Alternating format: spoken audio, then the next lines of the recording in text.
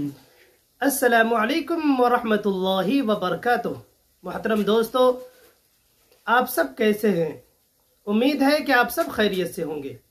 मोहतरम नाजरीन, आइए आज हम सब मिलकर एक बेहतरीन वीडियो देखते हैं, और वो है शेख अब्दुर्रहमान अस्सुदैस इमाम हरम की, कि वो रमज़ानुल मुबारक का महीना कैसे गुजारते हैं और हरम में कितने बजे आते हैं, सहरी और इफ्तारी में क्या खाना पसंद करते हैं, और हरम के अंदर उनकी क्या क्या जिम्मेदारियां हैं।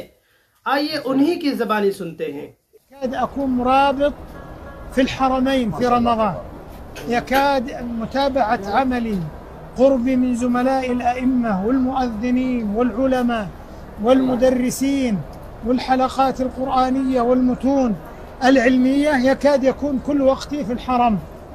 أبدأ الوقت بالسحور، والسحور أيضا يكون على تمرات وشيء من الزبادي بحيث ما يثقل الإنسان على نفسه، ثم يصلي الفجر مع الجماعة في الحرم في الغالب، ثم أيضا التلاوة إلى شروق الشمس والمراجعة، ثم يخلد الإنسان للراحة قليلا ليستعد أيضا للعمل، لأن وراءنا عمل وعمل إداري في متابعة عملنا.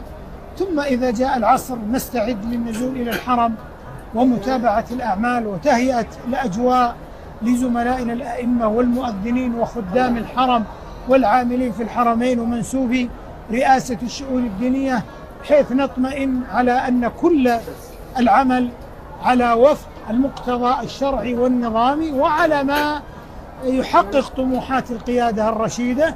ثم نستعد للإفطار على التمرات في السفرة المعهودة، صلاة المغرب، أيضا تناول شيء قليل كما قلنا من السمبوسة، ولا من السمبوسة بالمناسبة غير المقلية بالسمن، لا حبة الفرن هذه، حتى السمن والزيت ما يؤثر على التلاوة والحنجرة والأمور الأخرى. ثم الشوربة، هذا حسائي المفضل في رمضان، الشوربة، ولا تنسى تضيف عليها زيت الزيتون والفلفل عشان الصوتيات والحبال الصوتية. ثم ننزل للتراويح نصلي مع المسلمين، وبعد صلاة العشاء هذا مكتبنا في استقبال الزائرين والمستفيدين وإثراء تجربة القاصدين والزائرين إلى هزيع من الليل. نخرج عاد بعد ذلك إلى الأهل والعائلة، نتناول معهم السحور، ثم نعود البرنامج. المهم